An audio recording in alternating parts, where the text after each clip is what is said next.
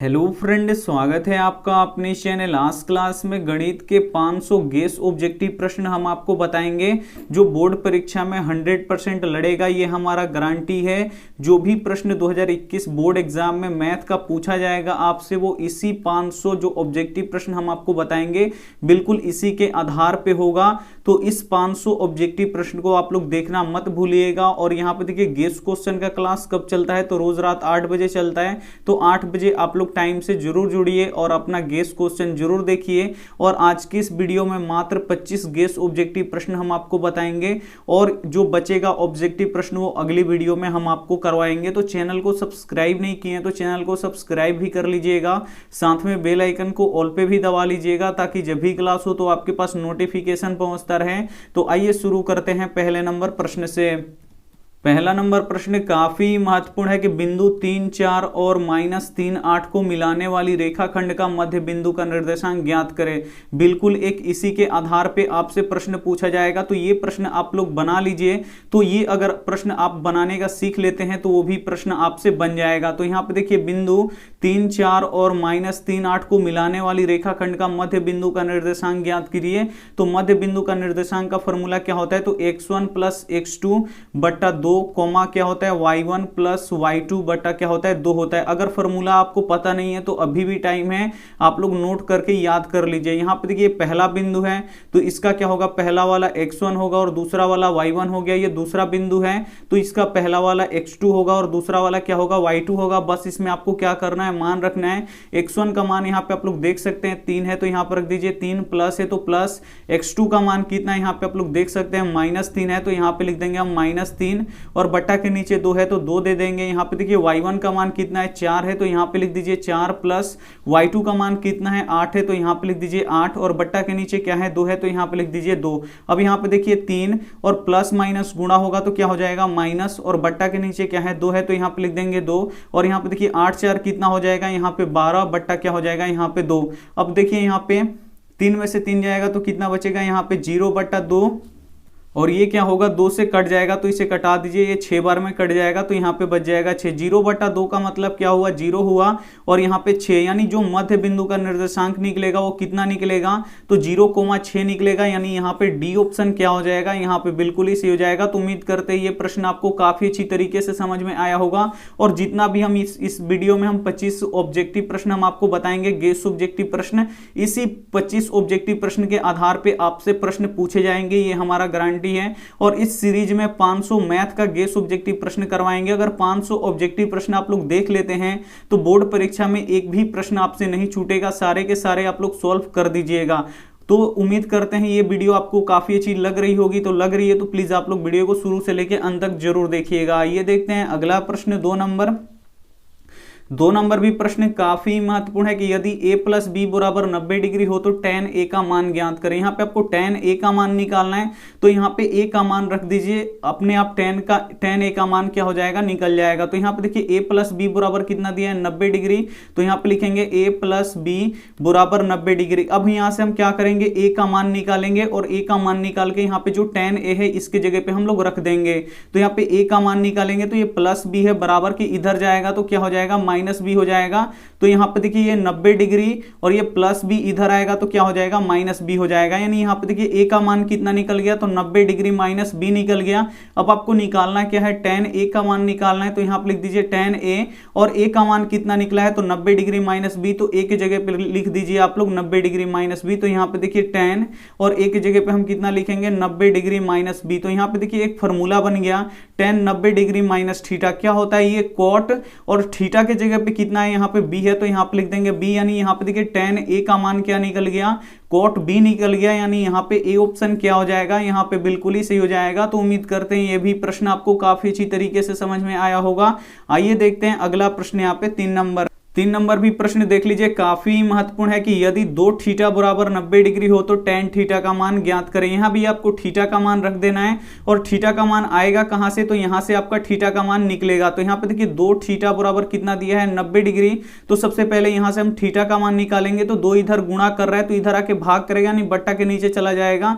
यानी थीटा बराबर कितना हो जाएगा 90 डिग्री और बट्टा 2 हो जाएगा। इसे कटा दीजिए, कितना बार में कटेगा, 45 बार में कट जाएगा। यानी थीटा बराबर कितना निकल गया हमारा 45 डिग्री निकल गया। अब आपको यहाँ पे tan थीटा का मान निकालना है, तो यहाँ पे देखिए tan थीटा, थीटा के जगह पे अब हम कितना लिखेंगे, यहाँ पे 45 डिग्री लिखेंगे, तो यहाँ पे हो गया tan, और थीटा के जगह पे हम लिख देंगे यहाँ पे 45 डिग्री। tan 45 डिग्री का मान कितना होता है, तो tan 45 डिग्री का मान 1 होता है। ये आपको याद रखना है। जो टेबल होता है वो जिसमें कोण का मान होता है उसे आप लोग रट जाइए। इस टेबल से कम 5 से 6 ऑब्जेक्टिव प्रश्न रहता है, तो प्लीज आप लोग रट जाइए। अब तो क्वेश्चन बढ़ गया है, तो 10 से 12 प्रश्न इस टेबल से ही रहेगा, तो टेबल आपके लिए काफी महत्वपूर्ण है, तो टेबल आप लोग रट जाइए। तो यहाँ पे देखिए tan 45 डिग्री का मान कितना होता है, 1 होता है, यानी यहाँ पे सी ऑप्शन क्या हो जाएगा, यहाँ पे बिल्कुल ही सही हो जाएगा। तो उम्मीद करते हैं ये भी प्रश्न आपको काफी अच्छी तरीके से समझ में आया होगा। आइए देखते हैं अगला प्रश्न, यहाँ पे 4 नंबर भी प्रश्न काफी महत्वपूर्ण है कि दो वृत्तों के क्षेत्रफलों का अनुपात 16:9 है, तो उनकी त्रिज्याओं का अनुपात क्या होगा। काफी महत्वपूर्ण प्रश्न है। एक ऐसा भी प्रश्न आपको देखने को मिलेगा कि दो वृत्तों के क्षेत्रफलों का अनुपात कितना दिया है, यहाँ पे 16:9 दिया है, तो बोल रहा है कि त्रिज्याओं का अनुपात क्या होगा। तो त्रिज्या क्या होता है, क्षेत्रफल से कम होता है, तो इसीलिए यहाँ पे क्या कर देंगे, अंडर रूट कर देंगे, और यहाँ पे क्या करेंगे, दोनों का वर्गमूल निकालेंगे। तो 16 का वर्गमूल कितना होता है, 4 होता है, और 9 का मूल कितना होता है, 3 होता है, यानी इनके त्रिज्याओं का अनुपात कितना निकलेगा, यहाँ पे 4:3 निकलेगा, यानी यहाँ पे सी ऑप्शन क्या हो जाएगा, यहाँ पे बिल्कुल ही सही हो जाएगा।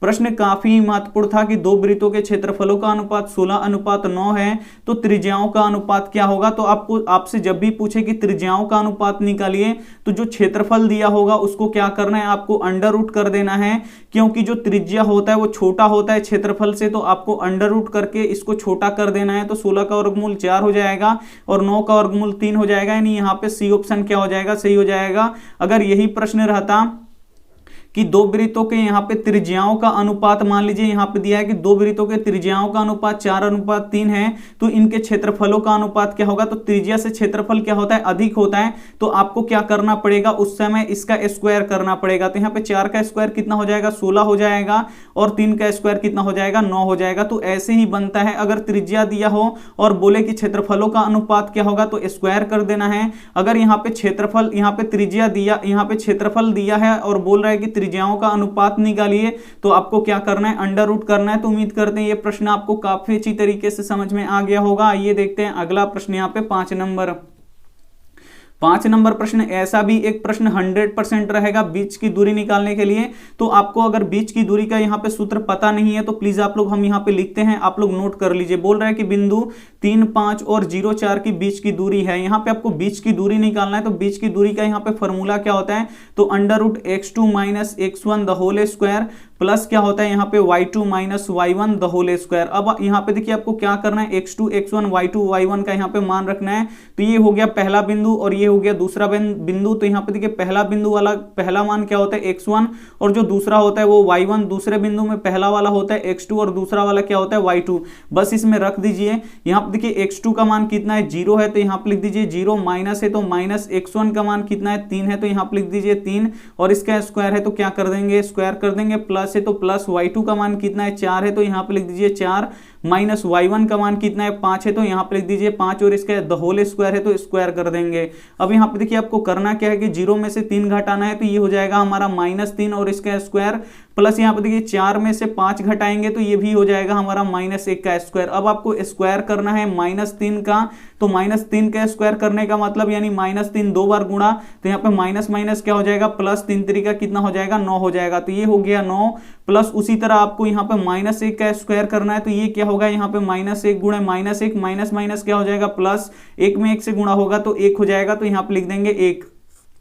अब यहाँ पे आप लोग देख सकते हैं 10, यहाँ पे 9 और 1 कितना हो जाएगा, यहाँ पे 10 हो जाएगा, यानी इन दोनों की बीच की दूरी कितना निकलेगा हमारा, अंडर रूट 10 निकलेगा, यानी यहाँ पे सी ऑप्शन क्या हो जाएगा, यहाँ पे बिल्कुल ही सही हो जाएगा। तो उम्मीद करते हैं ये भी प्रश्न आपको काफी अच्छी तरीके से समझ में आया होगा। आइए देखते हैं अगला प्रश्न, यहाँ पे 6 नंबर प्रश्न है कि 3, 4, 0, 3, 3, 4, 5 का बहुलक क्या होगा। यहाँ पे आपको इसका बहुलक निकालना है, तो जो संख्या सबसे ज्यादा बार आया होता है वही इसका क्या होता है, बहुलक होता है। तो यहाँ पे आप लोग देख सकते हैं 3 कितना बार आया है, 3 बार आया है, और 4 कितना बार आया है, तो 2 ही बार आया है, लेकिन 3 बार आया है। तो कौन सी संख्या इसमें सबसे ज्यादा बार आई है, तो 3 सबसे ज्यादा बार आया है, तो यही इसका क्या हो जाएगा, बहुलक हो जाएगा, यानी यहाँ पे ए ऑप्शन क्या हो जाएगा, यहाँ पे बिल्कुल ही सही हो जाएगा। आइए देखते हैं अगला प्रश्न 7 7 नंबर प्रश्न है कि समानांतर श्रेणी 1, 4, 7, 10 का कौन सा पद 88 होगा। यहां पे आपको बताना है कि कौन सा पद 88 होगा, यानी आपसे n का मान पूछा जा रहा है कि कौन सा पद, n का मतलब क्या होता है पदों की, यहाँ पे पदों की संख्या, यानी आपसे पूछ रहा है कि कौन सा पद यहाँ पे क्या होगा 88 होगा। तो यहाँ पे जब भी पूछे आपसे n निकालने का पूछे तो आपको एक ही फॉर्मूला याद रखना है, an बराबर क्या होता है, तो a plus n minus 1 into क्या होता है d होता है। यहाँ पे an क्या होता है अंतिम पद, बोल रहा है कि कौन सा पद यहाँ पे क्या है 88 होगा, तो 88 तक ही पूछा है, यानी ये अंतिम पद हो गया हमारा 88, तो यहाँ पे 88 लिख देंगे। बराबर है, तो बराबर a क्या होता है, तो ये प्रथम पद होता है AP का, तो AP का पहला पद कौन है 1 है, तो यहाँ पे a की जगह पे 1 लिख देंगे, प्लस हमको n का मान निकालना है क्योंकि बोल रहे हैं यहाँ पे कि कौन सा पद, यानी n बोल रहा है निकालने के लिए, तो इसको वैसे ही छोड़ देंगे। और यहाँ पे अब लास्ट में आपको रखना है d कैसे निकाला जाता है, तो दूसरे पद में से पहले पद को क्या कर लिया जाता है, घटाया जाता है। तो दूसरा पद यहाँ पे देखिए कितना है 4 है, तो यहाँ पे लिख देंगे 4, और पहला पद कितना है 1 है, तो यहाँ पे लिखेंगे 1, 4 में से 1 जाएगा, कितना बचेगा 3, यानी हमारा d निकल गया यहाँ पे 3। तो ये हो गया हमारा 88 बराबर यहाँ पे देखिए 1 प्लस, अब इसमें गुणा करा लीजिए, 3 में n से गुणा होगा तो 3n, और यहाँ पे देखिए माइनस 1 में 3 से गुणा होगा तो यहाँ पे -3 हो जाएगा। अब यहाँ पे देखिए 88 बराबर 1 में से 3 घटेगा तो कितना बचेगा हमारा, तो यहाँ पे लिख दीजिए सबसे पहले 3n, और यहाँ पे देखिए 1 में से 3 घटेगा तो कितना बचेगा, अभी -2 बचेगा। अब आपको n का मान निकालना है, तो इस -2 को इधर भेज दीजिए, तो जब -2 इधर आएगा तो ये क्या हो जाएगा +2 हो जाएगा, और उधर क्या बचेगा 3n बचेगा। तो यहाँ पे देखिए 88 और 2 कितना हो जाएगा 90 बराबर 3n। अब यहाँ पे देखिए आपको n का मान निकालना है, तो 3 इधर गुणा कर रहा है तो इधर आके भाग करेगा, यानी 90/3 बराबर क्या हो जाएगा n हो जाएगा, कटा दीजिए, ये 30 बार में कटेगा, यानी n का मान कितना निकल गया हमारा, n का मान 30 निकल गया। यानी यहाँ पे देखिए पूछ रहा है कि कौन सा पद यहाँ पे 88 होगा, तो 30वां पद क्या होगा यहाँ पे 88 होगा, यानी यहाँ पे सी ऑप्शन क्या हो जाएगा, यहाँ पे बिल्कुल ही सही हो जाएगा। काफी महत्वपूर्ण प्रश्न है, तो एक भी प्रश्न आप स्किप मत कीजिएगा, वीडियो को प्लीज आप लोग शुरू से लेकर अंत तक जरूर देखिएगा। आइए देखते हैं अगला प्रश्न यहाँ पे 8 नंबर प्रश्न है कि निम्न में से कौन अभाज्य संख्या है। इसमें से आपको बताना है कि कौन अभाज्य संख्या है। तो अभाज्य संख्या उसे कहते हैं जो एक और खुद के सिवा किसी अन्य संख्या से न कटे, उसे अभाज्य संख्या कहते हैं। और अभाज्य संख्या कहां से स्टार्ट होता है, तो 2 से स्टार्ट होता है। जो 2 होता है वो सबसे छोटी अभाज्य संख्या होता है। 2 केवल 1 से कटेगा और खुद से कटेगा, और ये किसी अन्य संख्या से नहीं कटेगा। 3 हो गया तो ये 1 से कटेगा नहीं, तो 3 से कटेगा, खुद से कटेगा, ये और किसी अन्य संख्या से नहीं कटेगा। लेकिन यहाँ पे 4 देखिए, 4 1 से कटेगा और खुद 4 से भी कटेगा और साथ में 2 से भी कट जाएगा, तो 4 क्या होता है यहाँ पे भाज्य होता है। तो यहाँ पे आपको बताना है कि इसमें से कौन अभाज्य है। तो यहाँ पे 15 देखिए 1 से कटेगा, 15 से कटेगा ही, लेकिन साथ में 3 और 5 2 इससे भी कट जाएगा, 3 से भी कट जाएगा, 5 से भी कट जाएगा, तो ये भाज्य होगा। 41 देख लीजिए, ये 1 से कटेगा नहीं, तो 41 से कटेगा, ये अन्य किसी संख्या से नहीं कटेगा, तो ये क्या हो जाएगा यहाँ पे अभाज्य संख्या हो जाएगा। यानी यहाँ पे बी ऑप्शन क्या हो जाएगा, बिल्कुल ही हो जाएगा।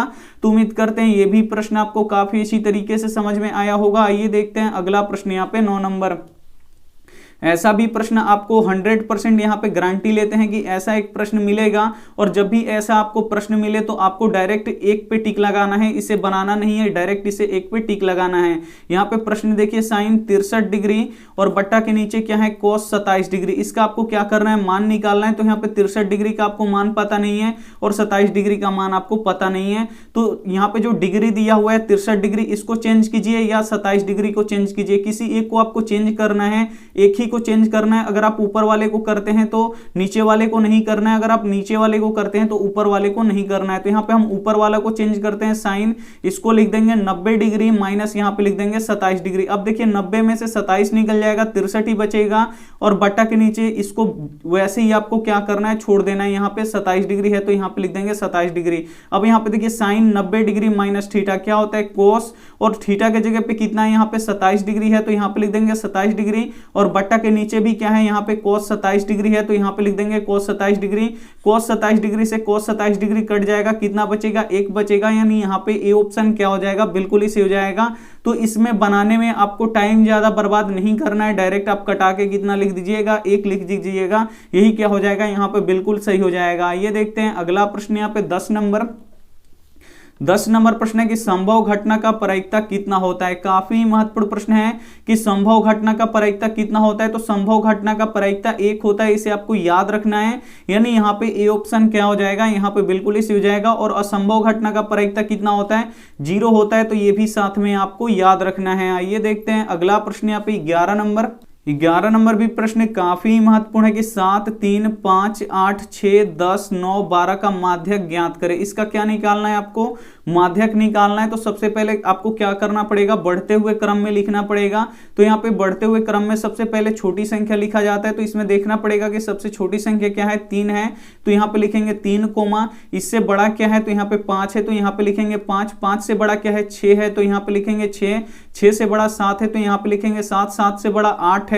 तो 8 लिखेंगे। और 8 से बड़ा क्या है, 9 है। तो यहाँ पे लिखेंगे 9, 9 से बड़ा क्या है, 10 है। तो यहाँ पे लिख देंगे 10, 10 से बड़ा क्या है, यहाँ पे 10 से बड़ा यहाँ पे 12 है। तो यहाँ पे लिख देंगे 12। ये हमारा हो गया बढ़ते हुए क्रम में लिख दिए। अब आपको खोजना है यहाँ पे बीच वाली संख्या। तो यहाँ पे देखिए इधर से 4 लेते हैं और इधर से 4 लेते हैं, तो बीच में कोई भी संख्या नहीं बचेगा। तो जब भी आपको बीच में कोई संख्या न मिले, अगर बीच में कोई संख्या रहता वही इसका क्या हो जाता, माध्यक हो जाता। अगर नहीं मिले तो आपको क्या करना है कि इधर से 3 लेना है और इधर से 3 लेना है और बीच में का 2 आपको क्या करना है, छोड़ देना है। अब इसको क्या करना है कि 7 और प्लस 8, यहाँ पे जो 2 बीच वाली संख्या है इसको जोड़ देना है और 2 से क्या कर देना है, भाग देना है। तो 8 7 कितना हो जाएगा, 15 और बटा 2 कटेगा। तो ये कितना हो जाएगा, यहाँ पे 7.5 हो जाएगा। यानी यहाँ पे ए ऑप्शन क्या हो जाएगा, यहाँ पे बिल्कुल ही सही हो जाएगा। तो उम्मीद करते हैं ये भी प्रश्न आपको काफी अच्छी तरीके से समझ में आया होगा। आइए देखते हैं अगला प्रश्न यहाँ पे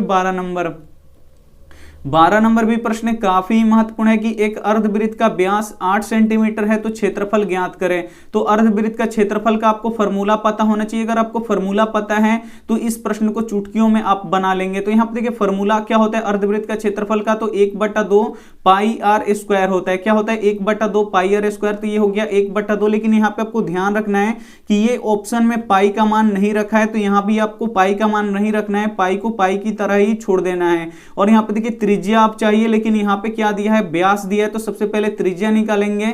तो त्रिज्या का फॉर्मूला क्या होता है, तो ये होता है व्यास बट्टा 2। तो व्यास कितना है, 8 सेंटीमीटर और बट्टा क्या करेंगे, 2 कटा देंगे।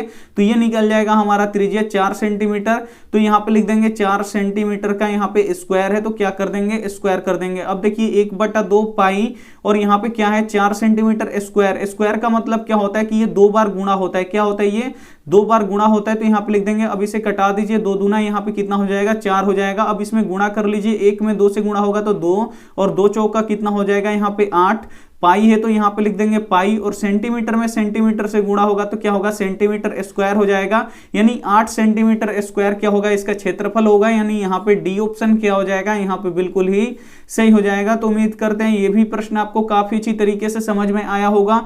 काफी महत्वपूर्ण प्रश्न है ये सभी प्रश्न, गेस ऑब्जेक्टिव प्रश्न है और इसी के आधार पे आपको यहाँ पे बोर्ड एग्जाम 2021 में प्रश्न मिलेंगे। तो इस वीडियो को आप लोग स्किप मत कीजिएगा, वीडियो को प्लीज आप लोग शुरू से लेकर अंत तक देखिएगा।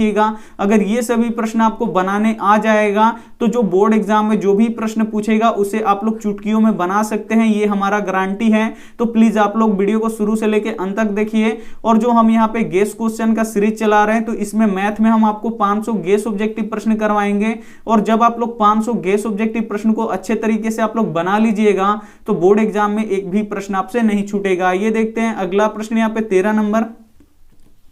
13 नंबर भी प्रश्न काफी महत्वपूर्ण है और एक ऐसा प्रश्न आएगा कि बिंदु 3-4 किस पाद में स्थित है। काफी महत्वपूर्ण प्रश्न है कि बिंदु 3-4 किस पाद में स्थित है। तो यहाँ पे आपको एक बार फिर से समझा देते हैं। ये हो गया हमारा y अक्ष और ये हो गया हमारा x अक्ष। ये होता है हमारा प्रथम पाद, ये होता है द्वितीय पाद और ये होता है तृतीय पाद और ये होता है चतुर्थ पाद। जो प्रथम पाद होता है इसमें x और y दोनों ही क्या होता है, यहाँ पे दोनों का ही मान प्लस होता है। लेकिन द्वितीय पाद में क्या होता है, x का मान माइनस में होता है और y का मान क्या होता है, प्लस में होता है। तृतीय पाद में क्या होता है, x का भी मान माइनस में होता है और y का भी मान क्या होता है, माइनस में होता है। और चतुर्थ में देख लीजिए, चतुर्थ में क्या होता है यहाँ पे कि x का मान प्लस में होता है और y का मान क्या होता है यहाँ पे माइनस में होता है, लेकिन बिंदु यहाँ पे दिया है तो यहाँ पे पहला वाला x का मान होता है और दूसरा वाला y का मान होता है। तो यहाँ पे आप लोग देख सकते हैं x का मान प्लस में है और y का मान किस में है, माइनस में है। तो ये किस चतुर्थांश में होगा या किस पाद में होगा, तो ये यहाँ पे आप लोग देख सकते हैं x का मान प्लस में है और y का मान क्या है, माइनस में है। तो बिंदु कहाँ पे होगा, तो ये चतुर्थ पाद में होगा, यानी यहाँ पे डी ऑप्शन क्या हो जाएगा, यहाँ पे बिल्कुल ही सही हो जाएगा। आपसे कोई भी पूछ ले, यहाँ पे एक हम दे रहे हैं यहाँ पे -2 ये पूछे कि इस किस पाद में है, तो यहाँ पे आप लोग देख सकते हैं कि ये x का भी मान, ये पहला वाला x होता है और दूसरा वाला क्या होता है, y होता है। तो x का भी मान माइनस में है और y का भी मान माइनस में है, तो ये जाएगा यहाँ पे तृतीय पाद में। यहाँ पे देखिए तृतीय पाद में दोनों का ही मान यहाँ पे क्या होता है, माइनस होता है। तो ये जो कंडीशन है इसको आपको याद रखना है, तभी आप यहाँ पे बना सकते हैं। आइए देखते हैं अगला प्रश्न 14 नंबर प्रश्न है कि वर्ग अंतराल 30-60 का वर्ग चिन्ह ज्ञात करें। काफी महत्वपूर्ण प्रश्न है कि वर्ग अंतराल 30-60 का वर्ग चिन्ह ज्ञात करें। तो वर्ग चिन्ह कैसे निकाला जाता है, तो निम्न सीमा और उच्च सीमा दोनों को जोड़कर 2 से भाग लगा दिया जाता है। तो यहाँ पे देखिए 30 और प्लस 60 और बट्टा क्या कर देंगे, 2 कर देंगे। निम्न सीमा और उच्च सीमा दोनों को जोड़ के क्या कर देंगे, 2 से भाग लगा देंगे। तो 60-30 कितना हो जाएगा, 90/2 कट के कितना हो जाएगा, यहाँ पे 45 हो जाएगा। यानी यहाँ पे सी ऑप्शन क्या हो जाएगा, यहाँ पे बिल्कुल ही सही हो जाएगा। काफी महत्वपूर्ण प्रश्न है, तो एक भी प्रश्न आप स्किप मत कीजिएगा। वीडियो को प्लीज आप लोग शुरू से लेके अंत तक जरूर देखिएगा। 15 नंबर प्रश्न देख लीजिए, काफी महत्वपूर्ण है। यदि tan थीटा बराबर cot थीटा हो तो sec थीटा का मान ज्ञात करें। काफी महत्वपूर्ण प्रश्न है। यदि tan थीटा बराबर cot थीटा हो तो यहाँ पे बोल रहा है कि sec थीटा का मान ज्ञात करें। तो इसको एक ही तरीका से आप बना सकते हैं। यहाँ पे आप लोगों को देखना पड़ेगा कि थीटा के कितने डिग्री के पर ये दोनों क्या होते हैं, बराबर होते हैं। तो tan 45 का मान कितना होता है, 1 होता है और cot 45 का मान कितना होता है, यहाँ पे भी 1 होता है। तो यहाँ पे आप लोग देख सकते हैं यहाँ से थीटा का मान निकल जाएगा। थीटा का मान कितना निकलेगा, 45 डिग्री, क्योंकि दोनों ही 45 डिग्री पे आपस में क्या होते हैं, बराबर होते हैं। बस यहाँ पे आपको क्या रखना है, बोल रहे हैं यहाँ पे कि सेक थीटा का मान ज्ञात कीजिए। तो यहाँ पे थीटा का मान कितना निकला है, 45 डिग्री। बस यहाँ पे रख दीजिए सेक 45 डिग्री। अब आपको पता होना चाहिए कि सेक 45 डिग्री का मान कितना होता है। अगर आपको वो टेबल नहीं याद होगा तो ये प्रश्न आपसे नहीं बनेगा, इसलिए जो टेबल है उसे आप लोग याद कर लीजिए। सेक 45 डिग्री का मान कितना होता है, √2 होता है। यानी यहाँ पे डी ऑप्शन क्या हो जाएगा, यहाँ पे बिल्कुल ही सही हो जाएगा। ये देखते हैं अगला प्रश्न 16 नंबर प्रश्न है कि 3 घात वाले बहुपद का कितना शून्य होगा। काफी महत्वपूर्ण प्रश्न है कि 3 घात वाले बहुपद का कितना शून्य होगा। तो यहाँ पे देखिए 3 जो घात वाले बहुपद होता है उसे त्रिघात बहुपद कहते हैं और त्रिघात बहुपद का शून्य कितना होता है, 3 होता है। जितना ही घात होता है उतना ही शून्यक होता है। ये एक ट्रिक है, इसे आप लोग याद रखिए। जितना ही घात होता है उतना ही शून्यक होता है। तो इसका घात कितना है, 3, तो इसका शून्यक भी कितना निकलेगा, यहाँ पे 3 ही निकलेगा। अगर बोलेगा कि 2 घात वाले बहुपद का कितने शून्यक होगा तो इसका घात कितना है, 2 है, तो शून्य कितना निकलेगा, 2 ही निकलेगा। अगर बोलेगा कि 1 घात वाले बहुपद का कितना शून्यक होगा तो 1 होगा। जितना घात उतना ही बहुपद, ये आपको यहाँ पे याद रखना है। तो इस प्रश्न में बोल रहा था कि 3 घात वाले बहुपद का कितना शून्यक होगा, तो ये होगा 3। यानी यहाँ पे डी ऑप्शन क्या हो जाएगा, यहाँ पे बिल्कुल ही सही हो जाएगा। तो उम्मीद करते हैं ये भी प्रश्न आपको काफी अच्छी तरीके से समझ में आया होगा। आइए देखते हैं अगला प्रश्न यहाँ पे 17 नंबर भी प्रश्न काफी महत्वपूर्ण है कि अर्धवृत्त की त्रिज्या 35 सेंटीमीटर है तो परिमाप ज्ञात करें। काफी महत्वपूर्ण प्रश्न है। एक अर्धवृत्त है, एक आधा वृत्त है, इसकी त्रिज्या कितना दिया हुआ है, त्रिज्या आधे को कहते हैं। तो यहाँ पे देखिए त्रिज्या इसका 35 मीटर दिया हुआ है। यहाँ पे देखिए 35 मीटर दिया हुआ है, तो बोल रहा है इसका परिमाप क्या होगा। यानी ये आपको क्या करना है, निकालना है इसका परिमाप। तो अर्धवृत्त का परिमाप का फॉर्मूला क्या होता है, तो πr और प्लस क्या होता है, 2r होता है।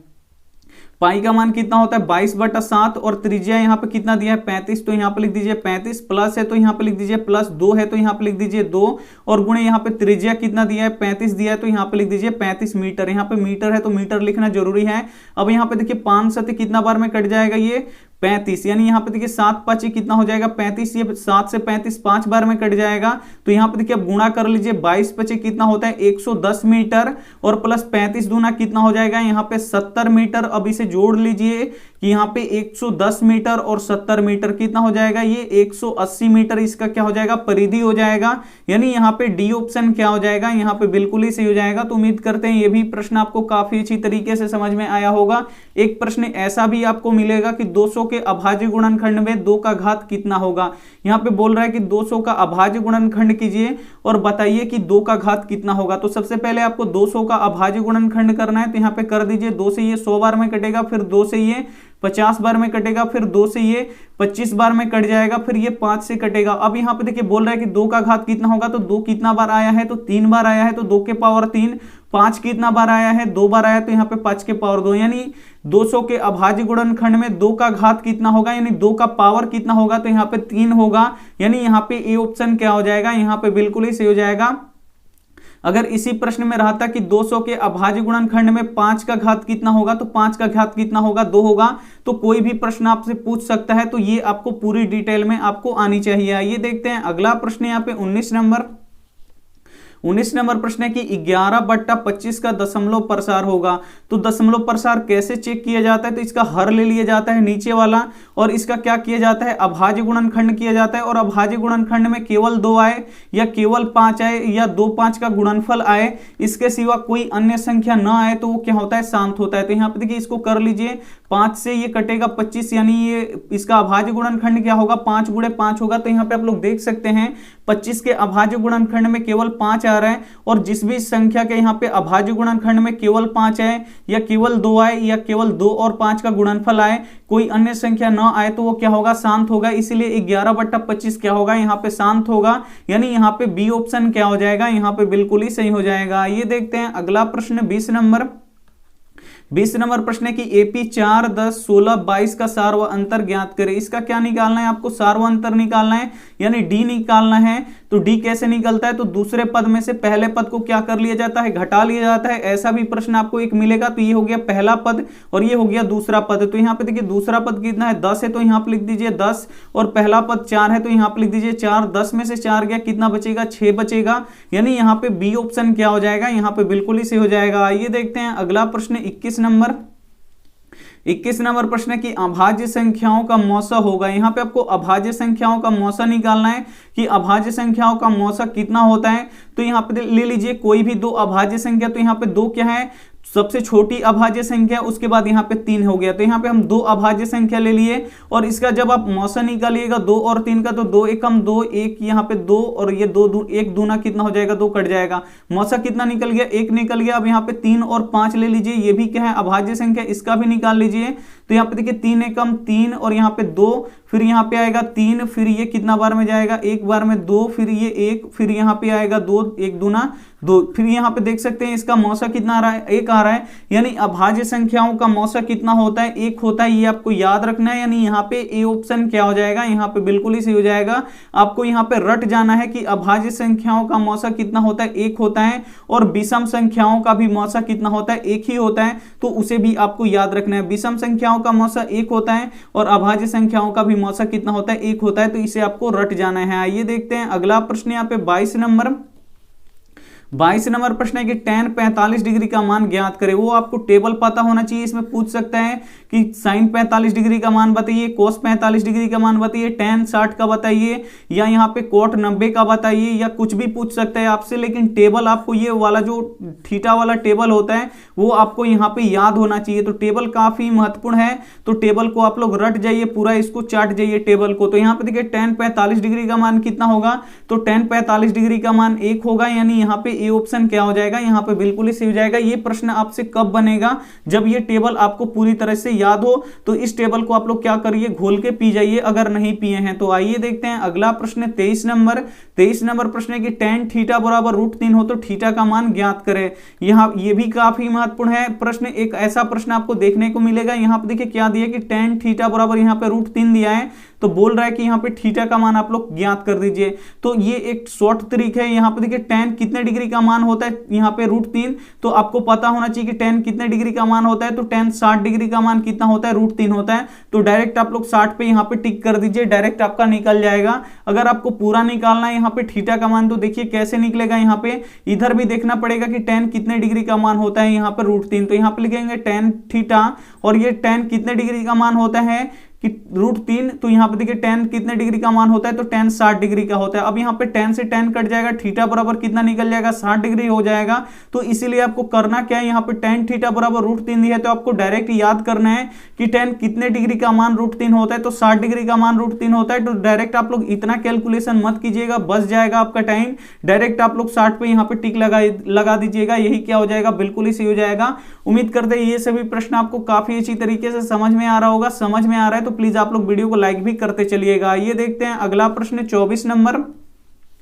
24 नंबर भी प्रश्न काफी महत्वपूर्ण है। यदि a बराबर 60 डिग्री और b बराबर 30 डिग्री हो तो साइन a प्लस b का मान ज्ञात करें। ये भी काफी महत्वपूर्ण प्रश्न है कि a बराबर कितना दिया है, 60 डिग्री, b बराबर 90 डिग्री, तो बोल रहा है साइन a प्लस b का मान ज्ञात करें। कुछ भी पूछ सकता है प्रश्न, बस आपको बनाना आना चाहिए। तो यहाँ पे देखिए साइन और a का मान कितना दिया है, यहाँ पे आप लोग देख सकते हैं 60 डिग्री। तो बस आपको यहाँ पे करना क्या है, a की जगह पे 60 डिग्री रख देना है और प्लस है तो यहाँ पे आपको प्लस देना है। और b का मान कितना दिया है, 30 डिग्री, तो यहाँ पे b की जगह पे 30 डिग्री लिख देना है।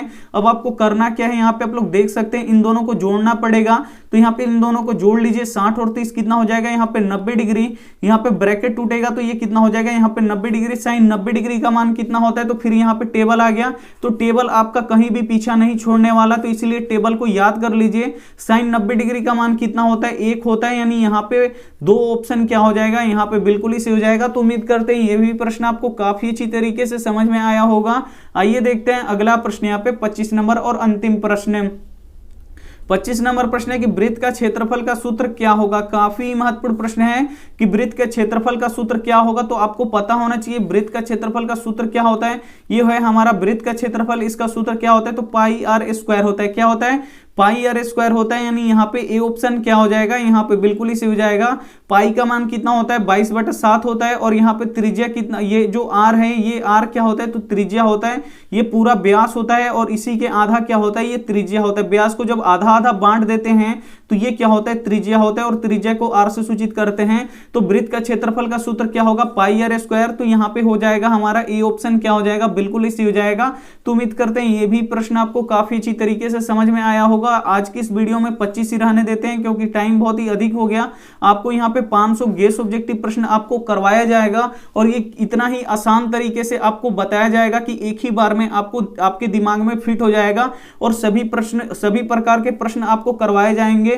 और जो भी प्रश्न, अगर जो भी बच्चा इन 500 ऑब्जेक्टिव प्रश्न को देख लेता है, जो गेस करके हम देंगे और बताएंगे आपको, तो आपको क्या करना है, इन 500 ऑब्जेक्टिव प्रश्न को रट जाना है। बिल्कुल ध्यान से यहाँ पे देख के सीख जाना है। जो भी बता रहे हैं उसको आप लोग सीख लीजिए। और जब आप जाइएगा बोर्ड परीक्षा 2021 में फाइनल पेपर देने, तो उसमें एक भी प्रश्न आपसे नहीं छूटेगा। जो भी प्रश्न आएगा उसे आप लोग बना दीजिएगा, ये हमारा गारंटी है। तो आप लोग डेली रात 8 बजे जरूर जुड़िए गेस ऑब्जेक्टिव प्रश्न देखने के लिए। और यहाँ पे देखिए मिलते हैं अब यहाँ पे सुबह, यहाँ पे कितना बजे, सुबह 5:30 बजे टेस्ट वाली वीडियो में। तो आप लोग 5:30 बजे उठने का आदत डालिए। उस समय भी बहुत बच्चे हमसे पढ़ते हैं। और जो बच्चे अब यहाँ पे देखिए, जो सोएगा वो क्या हो जाएगा, वो खोएगा, अपना जितना भी नंबर है वो खोएगा। यहाँ पे देखिए आप लोग सोइए मत, सुबह उठ के आप लोग क्या कीजिए कि तैयारी कीजिए, अपना तैयारी कीजिएगा। सुबह उठ के सबसे पहले तो आप लोग टेस्ट देख लीजिए। उसके बाद आप लोग क्या कीजिए, टेस्ट देखने के बाद आप लोग रिवीजन कीजिए। उस समय आप लोग रिवीजन कीजिएगा तो बहुत ही ज्यादा फायदा होने वाला है। जो भी आप नोट्स बनाए हैं उसका रिवीजन कीजिए, सुबह रिवीजन कीजिएगा आपको, तो बहुत ही अच्छा दिमाग में फिट होता है। तो इसलिए सुबह उठना आपके लिए बहुत ही जरूरी है। अब मात्र ज्यादा दिन नहीं जगना है, बहुत ही कम दिन जगना है। तो आप लोग बहुत ही इसी समय का जो मेहनत होता है वो काफी अच्छा नंबर लाता है। तो प्लीज आप लोग सुबह उठा कीजिए। और यहाँ पे देखिए होमवर्क प्रश्न है आपके लिए कि वृत्त की परिधि का सूत्र क्या होगा। यहाँ पे आपको बताना है कि वृत्त का परिधि का सूत्र क्या होगा। और जो भी ऑप्शन इसमें से सही लगे वो आप हमें क्या कर दीजिएगा, कॉमेंट कर दीजिएगा। अगर यहाँ पे देखिए पाई आपको नहीं समझ में आया कि पाई कैसे लिखें, तो आप लोग ABC ऐसे करके ऑप्शन भी इसमें भेज सकते हैं। तो आप लोग जरूर भेजिएगा, आपके यहाँ पे कॉमेंट हम सभी का देखते हैं। वीडियो को लाइक नहीं किए तो वीडियो को आप लोग लाइक भी कर दीजिएगा। अगर मोटिवेशनल कोई बात अगर भेजता है या कमेंट करता है तो उसका कमेंट अगली वीडियो में दिखाया जाएगा, 100% दिखाया जाएगा। तो जो मोटिवेशनल बात होता है कि खुद से बच्चे मोटिवेशन होते हैं, मोटिवेट होते हैं, तो वो मोटिवेशन अगर कोई बात लिखता है तो उसका कमेंट हम अगले दिन स्क्रीन पे दिखाएंगे और नाम भी लिया जाएगा कि ये बंदा ये मोटिवेशनल बात बोला है। और वो आपको पढ़ के बताया भी जाएगा ताकि आप मोटिवेट हो सके। तो आप लोग जरूर कमेंट बॉक्स में मोटिवेशनल बात लिखिए। अगले दिन 8 बजे आपका स्क्रीन के साथ और जो आप लिखे होंगे वो आपको दिखाया जाएगा। तो ये आप लोग काम जरूर कीजिए और अपने दोस्तों के पास इस वीडियो को जरूर शेयर कीजिएगा। चैनल को सब्सक्राइब नहीं किए तो चैनल को सब्सक्राइब करके साथ में बेल आइकन को ऑल पे दबा लीजिएगा, ताकि जब भी क्लास हो तो आपके पास नोटिफिकेशन पहुंचता रहे। थैंक यू फॉर वॉचिंग, मिलते हैं अगले वीडियो में। तब तक अपना ध्यान रखिए, मन लगा के पढ़ाई कीजिए। Take care and bye.